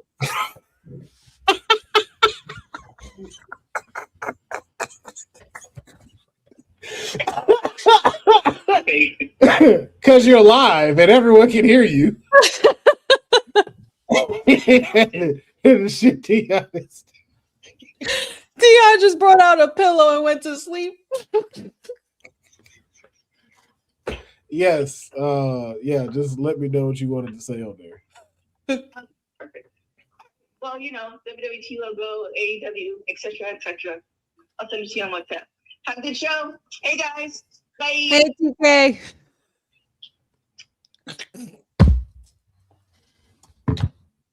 Deonne. It's Women's History Month, so you know what? We can't say nothing. Can't say nothing. Kayfabe Unreal live. That was the live Kayfabe Unreal right there. Only during Melanated March will you get that kind of unreal. But yeah, we shall see what happens with Royce Keys, formerly known as Powerhouse Hobbs. I did say Powerhouse before, didn't I? Yeah, Royce Keys. I said it too because it's still name shift. It's just yeah. It's again when we see him more, the Royce Keys thing is exactly, and they're keeping him like they're playing those same like Stephanie vignettes or promos. Mm-hmm. So we're not forgetting about him. They're making sure we don't forget about him. And if the NXT thing blows up or he goes over there, that's great. And if he goes main roster somewhere after Mania, because in the past we would have just put him in like the Andre Battle Royal and let him win that. So I'm glad that like we don't have anything really, really for you right now, which is kind of wild to a degree. But yeah, I'm like Will. I don't think he's been overlooked or anything because they're still keeping him in the conscious of wrestling every week. So I don't know. I guess it's because my anticipation. I've been waiting for him to be on this side for a while. So it's like how do you not just get him geared out there? But I get it. I totally get it. You expect the WWE to roll out somebody, right? Well, this creative. Because now apparently creative is going through some transitions as we speak. So we're in a new era. Oh, you didn't know? Oh, we're in a new era. Your ass just fired somebody. That is not the next story. That would have been so perfect because that way we were going to that story. Now we just gotta go to it, damn it. I'm sorry. People don't be checking order a show. No, nothing. They just be ready. I was just piggybacking off of Deonne. They just be ready. You know what you all should be ready for? The next dream home that you want to come on, man. It's 9:30. I'm putting this up so I could go to the story that we now got to talk about, and not and skip the one we were about to say because she said that dope ass shit. But yes, news has broken out that Road Dogg is no longer with the WWE. I'm like, they got one job. One job. She'd be like that little kid who just don't give a shit and let her emotions make it. I just sometimes you'd be excited. You'd be excited. I do. And this is where my excitement is with my peoples, Mm-hmm. Sorry. All in all, proceed. Did Unreal get him fired? Probably. I think so. That was just I mean, let's be honest though. Like, I don't even think it was just Unreal. I think your work shows it too. Like, yeah, it's look at SmackDown. I was about to be funny again, but like, yo, we are in a new era of. And say that's why I didn't want to say it, but we are in a new era where you need to have a broader scope in thinking. And of course, when you get a little bit older, you're a little bit more stuck in your ways. And so for a product that you are in a production that you're using that is to be speaking to numerous amount of ages, for you to not be able to know some of the mandatory things that come with the new era that you're in, eventually this is what's going to happen. Now, we don't know the exact reason as to why he's departed, or like if he was really fired, or did he or if he decided to step down. But we do know that there are a few things that we've seen from Unreal, some of the the product that we've seen on SmackDown. We just haven't been happy with some of our product that we've been getting from there. Mm-hmm. And when you start to get that and it's a decline, it's time to let it go. Yeah, it just gets to a point too where it's like a coach, having a great team and they can never get over the hump, and they're supposed to be able to be good, but that voice changes to a new coach the next season and they win a Super Bowl, NBA Finals, or whatever. You need fresh new voices, man, and a bit of youth and diversity in that writers' room. Some women, some people of color. Like, you need a lot of that. And like those old vestiges, is that the word? Oh boy, I dug deep in my source for that one. The old ways of wrestling, they're changing, and a lot of things that worked years ago don't work today. Some things still do, but I mean, I hope this lights a fire in the writing room now. Like when Kevin Dunn left, and we saw all the production value go up for like Raw and SmackDown. Yeah. I hope this happens for SmackDown. Like, we start doing some cool stuff again.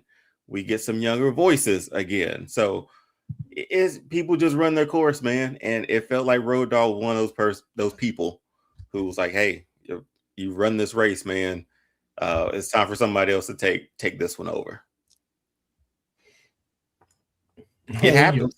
It's business, man. It happens. Mm-hmm. One of the most important things about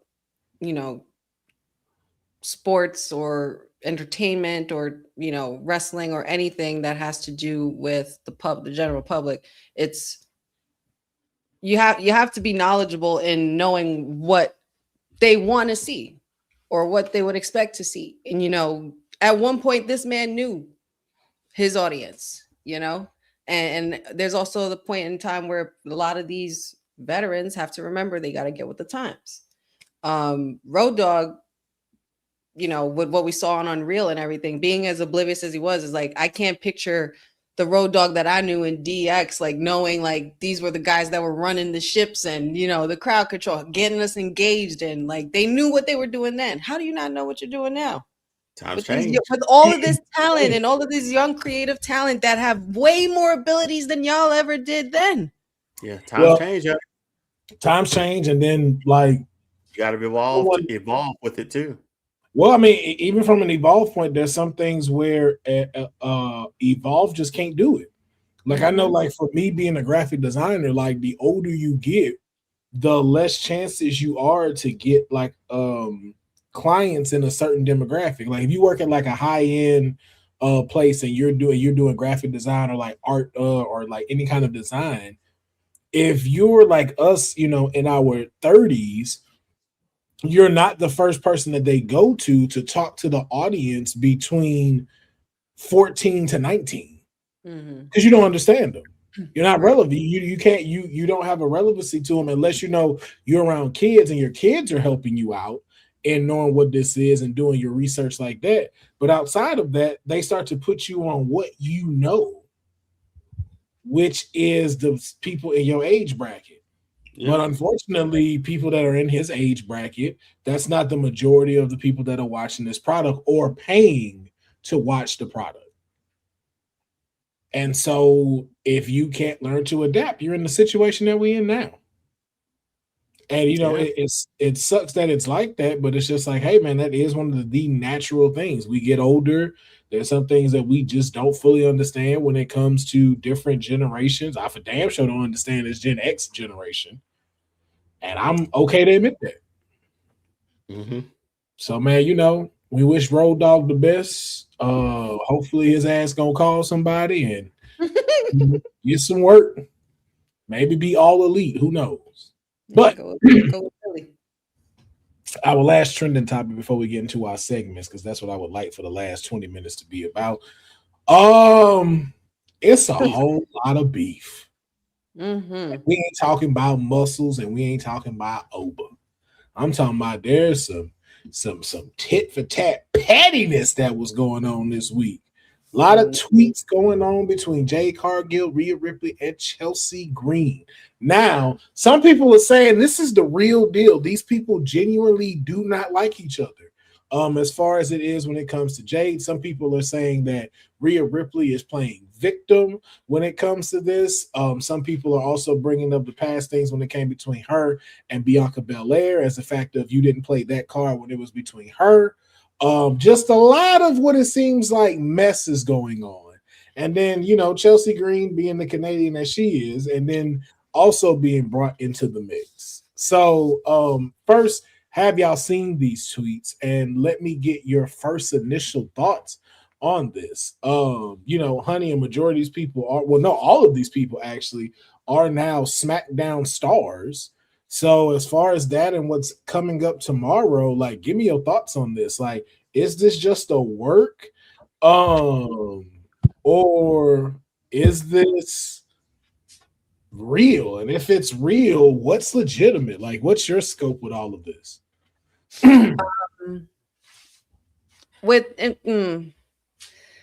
So it was interesting because it's like I actually saw everything unfolding, like things were being posted currently in real time on social media while I was keeping up with it and figuring everything out that was happening. Shit got crazy. It got really spicy. And, you know, it's like, damn, we just got to Women's History Month, you know? And if maybe that part of me thought that, and part of me maybe thought it was real, but then part of me also wouldn't put it past WWE to make something like this a work at all. Mm-hmm. And to put Chelsea Green at the helm of it is smart because it's like, these are three popular women on a brand, like the three of most popular women lately in recent months, you know, like Momma, Jade Cargill and Chelsea Green. Absolutely. So I mean, I whether it's real or not, I'm not sure. But what I love me a good alpha female blood feud. I'm here for it. I love it. I think this is where you bring out the best in each other. If it is real, however, shit could get sketchy, and we've seen where things can kind of go left with certain situations like that. But I don't put it past. I don't put it past any of these women to.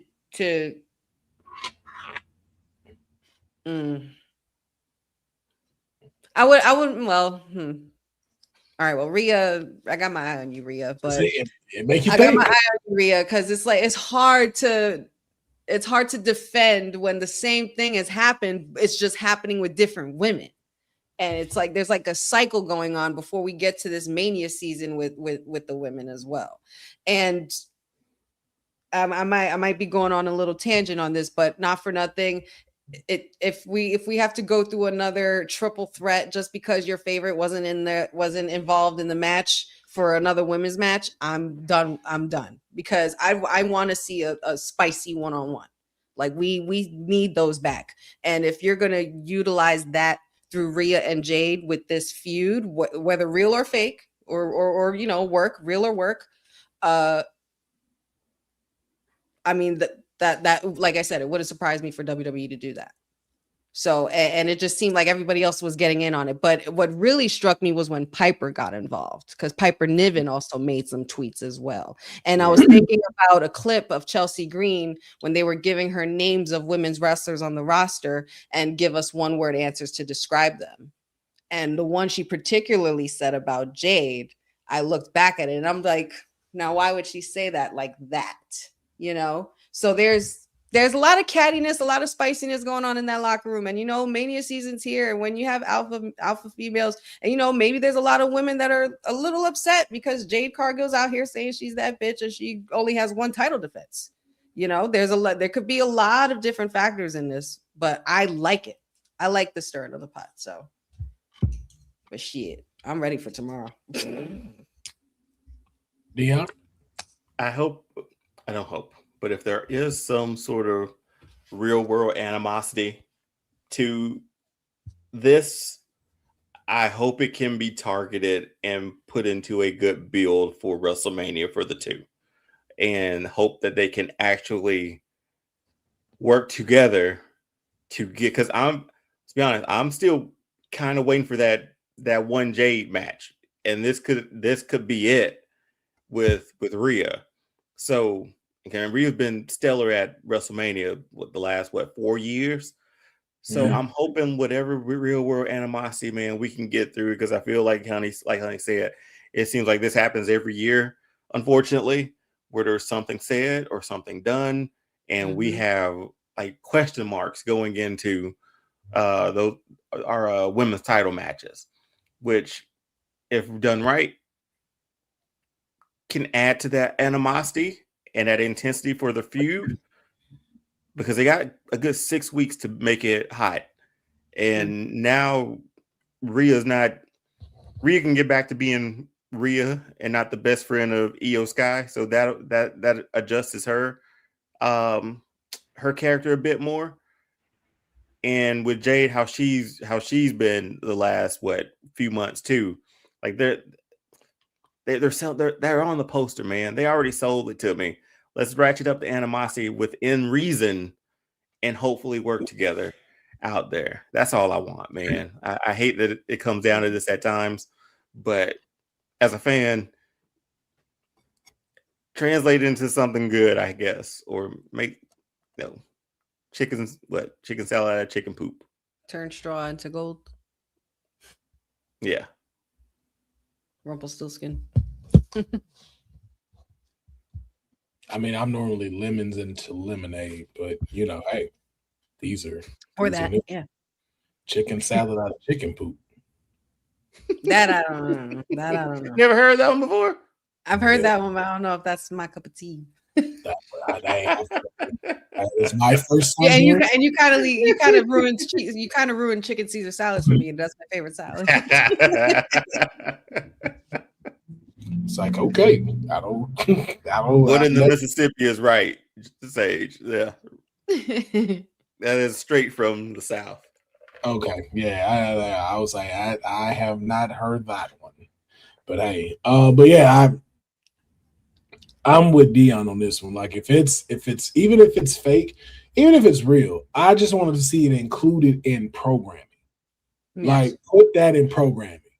Make that really be something. Again, I like, that's what I want to see, because stories are being told like that. That's being built up. But for everybody that may not be on the full social trend, it's like, bring that to light. I think that just fuels this story even more when y'all start talking about those things and start showing like some of these social clips that they be doing in interviews. Like, you're already showing folks as watch-alongs that people be having and stuff when they're on here reacting. It's like, why not show some of this social media stuff as a part of the feud and like where that kind of started to stem from? So it also helps It also helps to blur the lines too, so that way we don't know what to expect. Yeah. That way it doesn't become predictable. They're like, oh shit, they're bringing this out. Oh, okay, we're doing this. All right, we're talking about it. Okay, let's do it. Yeah. So we shall see what will happen tomorrow night. Yeah, and leading towards WrestleMania. So this was supposed to be next, but then Honey wanted to sing and go to the next story. Deonne opened the door though. I just closed. I did say I it. just finished it. He technically started it. Like it wasn't my fault. You could have sang it regular though.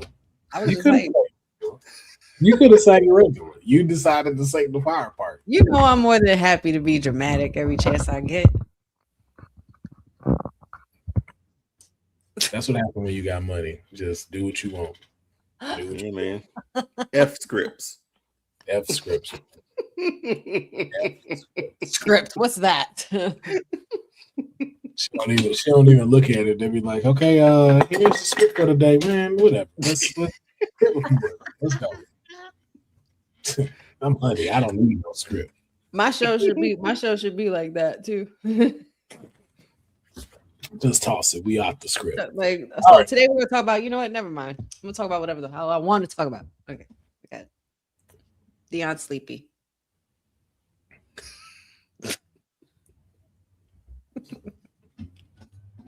I just love how she keep trying to ring you in on her bullshit. I know, right? Like let's get it together because Deonne tired. Because his eyes are practically closed. No, I'm good. His eyes are practically closed. I had to stop myself from rambling. Okay. Yeah. Yes. You know what? We're gonna get the ramble button for home. That's what we're gonna do. We're gonna get the ramble, but we're gonna figure out what that button is. It's the mute. Why'd you say it like that? It's the mute. That's what you do. You hit the mute. I read it right away. I don't know why my brain went to Matilda and hold the newt instead of the mute. Deonne, I'm gonna leave you in charge of the mute button for Honey. Oh, perfect. Whenever she starts rambling, just click. All right, man. We're gonna get through these segments pretty quickly. Matter of fact, just to save time for Deonne, because Deonne got to go give us some wonderful houses to sell. And I'm only putting this up so I can transition between what we're trying. I appreciate it, man. That's the only reason why this is happening. It's just a transition so y'all don't see the other graphics. But we are going to we're going to do 2 segments today, and our segment is One Has to Go. Now, a lot of talk about retirement has been floating around since 2025, even moving into 2026. So I have a one has to go. Oh, I'm scared. One has to go and retire after WrestleMania 42. Oh my God. One of these people must retire after their match at WrestleMania. This isn't fair. In the first row, and we're going from left to right and up and down. First row, Seth Rollins, Io Sky, Gunther. Which one retires out of these 3? Deonne. Gunther, get him out of here. Wow, just because he's retired Goldberg like that? He felt that in his heart. He was so ready for that. That hatred. Gunther. Yo, anytime motherfucker snap to. That was a stern one too. A stern. That was a stern hatred. I didn't get him out of here. You get him out. Get him out. Honey. Easy work. I might have to say the same thing, honestly. Damn. Y'all getting rid of the in-ring general? Yeah. Damn. Do we like? I think my investment in Gunther is like dropped immensely. That's crazy. But yeah, Gunther. He's like, that's crazy, but same. Yeah. Io's adorable and Seth is Seth. Like, yeah. I gotta choose one. If I had to choose, yeah, I'm not getting rid of Io. She's a workhorse. Like, yeah. All right, next row. Tribal Chief, main event, or the Samoan werewolf?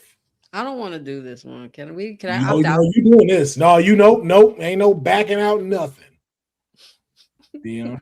No, Deonne, you not first, because then she gonna find a way to piggyback off of that. No. Honey's first. Retire after WrestleMania? Yep. Either the Tribal Chief, the main event, or the Samoan werewolf. Which one of these people leaves their boots in the ring? Or kicks. Depending on what or kicks. He said. You'll never know what they're gonna wear during the matches. This shit ain't right, bro. You playing family against each other. This shit ain't right.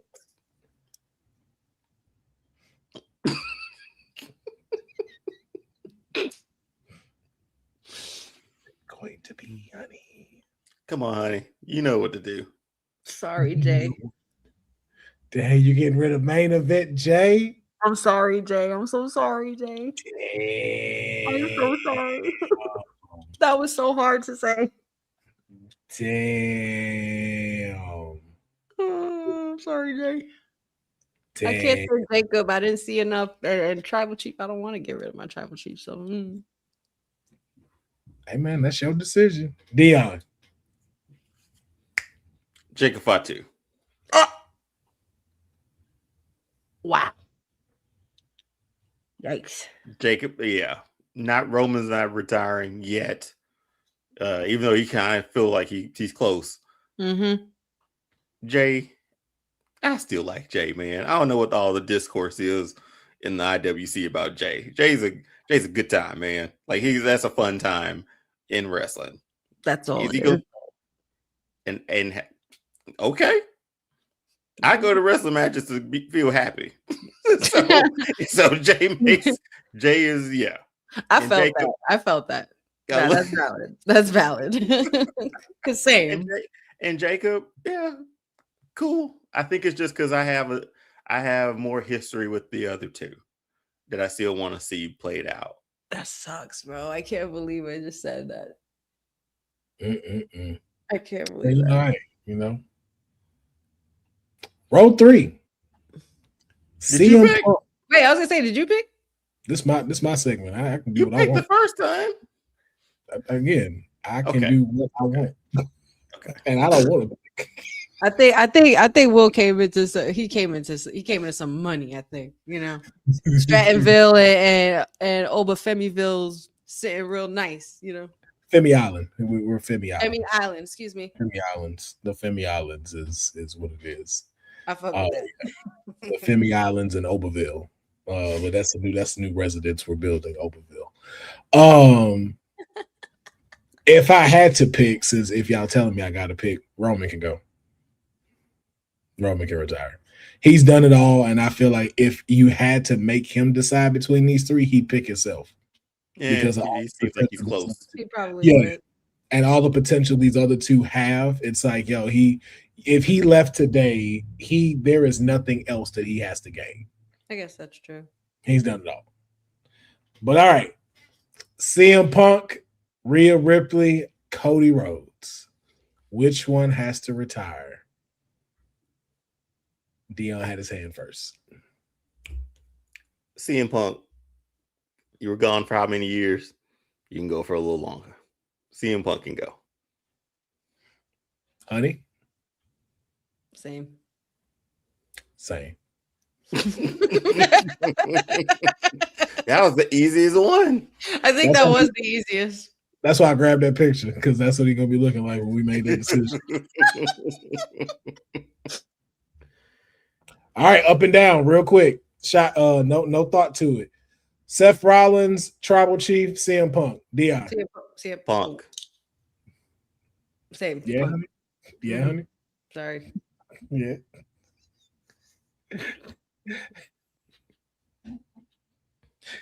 Io J Rhea.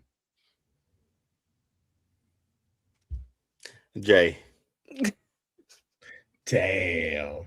Not so hard now, is it, Deonne? No. Okay. Gunther, Jacob, Cody. Gunther. Damn, boy, that Gunther stock did drop. Damn. Gunther's stock has dropped immensely. That's crazy. The only ones who remained the same for all of us was Punk and Gunther. That was it. Well, that was our One Has to Go WrestleMania edition. We do have something else called the Shake-Up, but just for a lot of time, so Deonne get some rest. We're going to do the Shake-Up next week because it still has to do with WrestleMania. We are way far from WrestleMania, so the last segment that we have is the Jackass of the Week. Why is it Bret?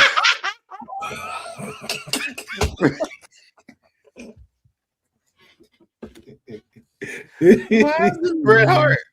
Because they're in a week goodbye. Why this man ain't a jackass? Oh my god! You couldn't put Goldberg. I wanted to write Jackass in pink, but I was like, that's too much. That's too much. But yes, please give me y'all Jackass of the Week. Who's the Jackass of the Week to you in wrestling? Oh, that picture caught me off guard, man.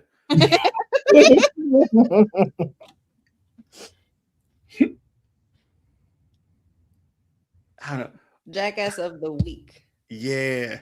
Brought to you by Castro GTX. and 1-800-COLLECT. Man, 1-800-COLLECT, yo. That was an era. That was a new era. Or the CALLATT with Carrot Top. Oh my goodness. Brought to you by Vonage.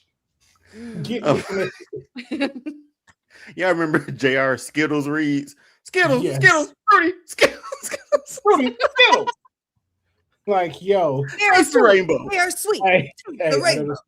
I know this fucked up to say, but that's when you knew it was coming. Wait. That's when you knew the stroke was coming. When Stop it, man. Skittles commercials, I was like, damn, them was the signs right there. And we didn't see that shit coming. I'm gonna have to agree with like one in the chat. CM Punk for that last line he said. Like that gives the last line he said made him like the Jackass of the Week. Why did I just hear like the Jackass theme song right after it?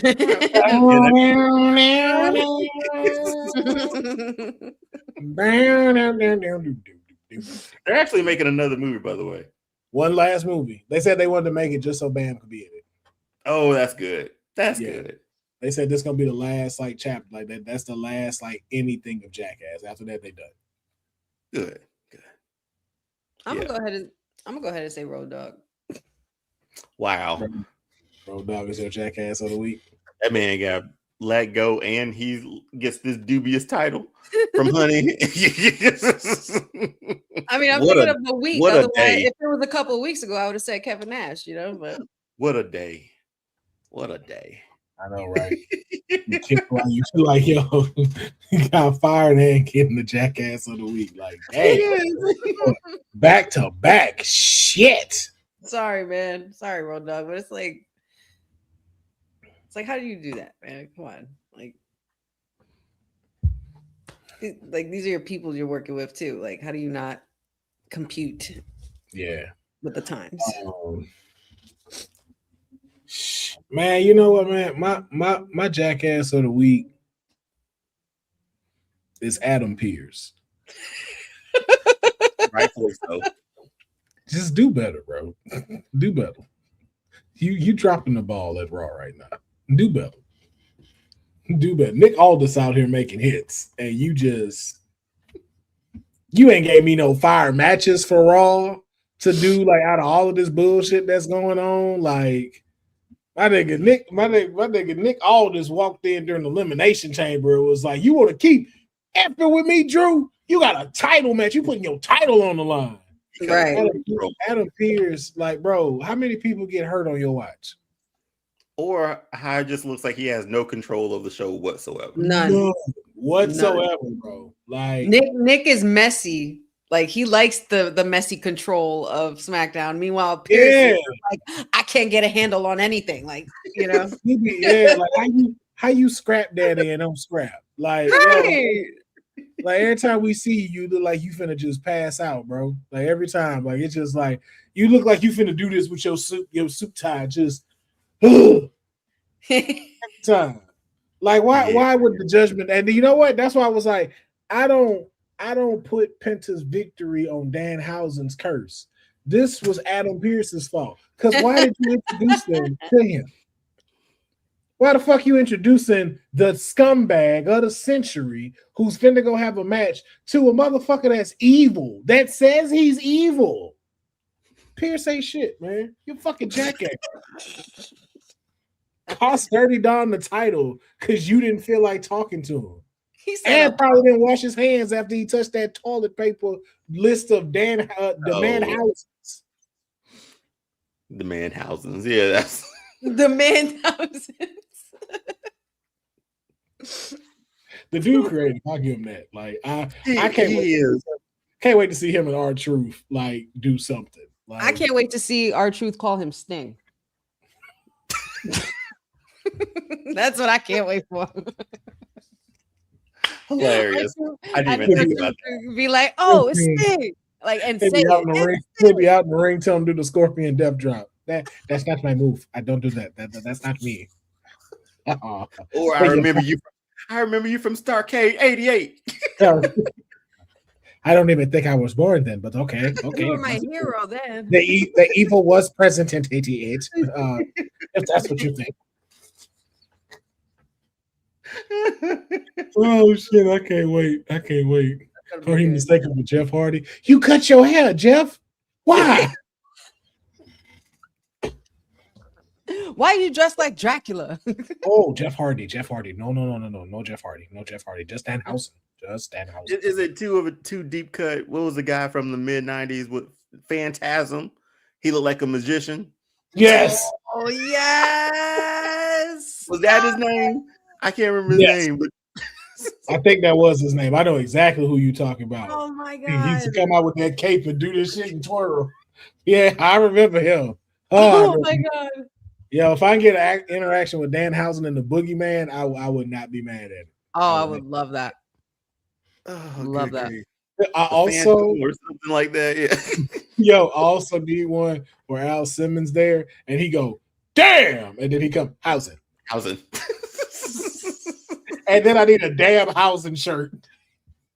Damn Hausen. I need a damn Hausen shirt. Oh, I will buy one of those.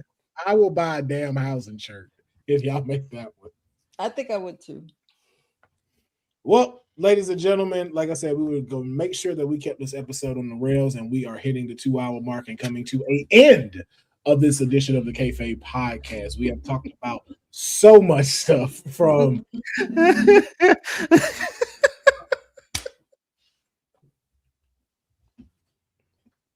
only when I'm recording. Only when like niggas want to be biker boys when I'm recording. Like I wish I had like a soft brick like I could throw at people that soft brick. Yeah, like when you like it don't hurt you, but you feel it. Like it don't hurt you, but like you a dodgeball.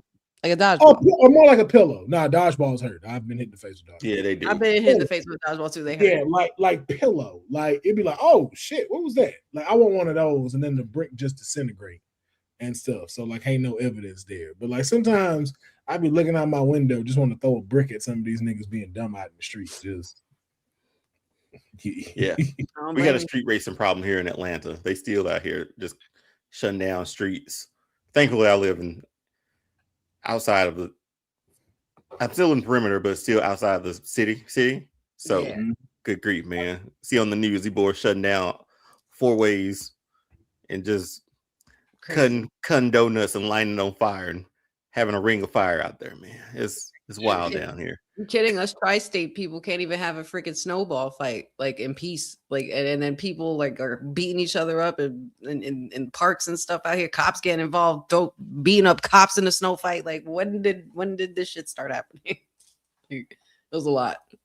Mm-hmm. Like a lot of kids out there got in trouble. And a lot of kids out there like raided a whole mall. And they've been doing, it was a popular mall that my grandparents used to take me to in the Bronx years ago. And like for the last 3 to 5 years, there's been like a day where all the kids in all schools, they go because they're bored. They go online, meet each other and say, we're going to swamp the mall. Are these takeovers that, because they've been popping up here in Atlanta the last 3 weeks or so. Yeah, it's like a thing now. And it just recently did it with like a snowball fight. But it got cops involved and other shit and it got crazy. We old man. We talking about the news and current events of our cities. That's why if you're ready to move into your dream home, that's it. So you ain't got to deal with nothing about what they just talked about. Get your dream home today with Atlanta's best real estate agent, Deonne Moore. And that's good real estate picture, though. Like, tell me you couldn't see this on a billboard. I've seen many of those. That look just like that. Yo, every time she do the pose, it just don't get up. I'm gonna watch that episode. I'm gonna watch that episode before I go to sleep today. It just be the way her halfling when she do it. Just that's so great. All right, man. Ladies and gentlemen, let's go ahead and close this out, man. This has been another fantastic episode 63 of the Kayfabe Podcast, man. We'd like to thank each and every one of y'all for tuning in, checking out the episode every Thursday.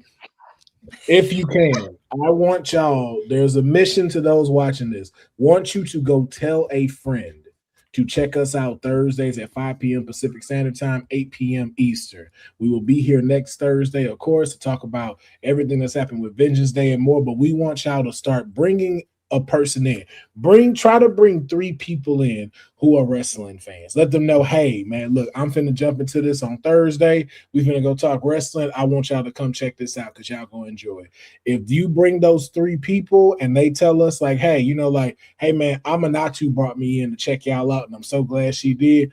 We might have a prize for y'all. Might have a little consolation prize we could give in the form of some merch. A giveaway. But we want y'all to at least start bringing in 3 people to come be a part of the community when we having the Kayfabe Podcast live. So, on behalf of myself, Honey, and Deonne, the greatest tag team and the greatest trio on the internet, thank y'all for checking out the Kayfabe Podcast, and we will check y'all next time. Peace.